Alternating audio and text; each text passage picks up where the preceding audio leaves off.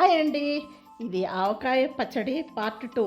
Part 1 చూడకపోతే నా ఛానల్‌లో చూసి మళ్ళీ పార్ట్ 2 చూడండి. పార్ట్ 1లో చూపించినట్లుగా మనం మిశ్రమం అంతా కలిపి పెట్టుకున్నాం కదండీ!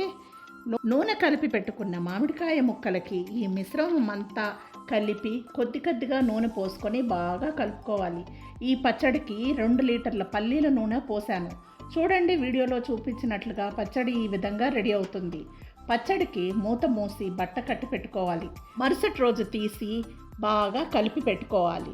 ఉప్పు, కారం రుచి చూసుకొని తక్కువగా ఉంటే వేసుకోవచ్చు.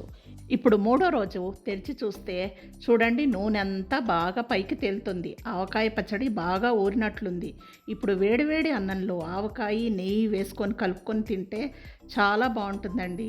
మీరు కూడా ఈ సంవత్సరం ఇంట్లో ఆవకాయ పచ్చడి పట్టండి. ఎలా వచ్చిందో నాకు కామెంట్స్ రూపంలో తెలియజేయండి. బాయ్.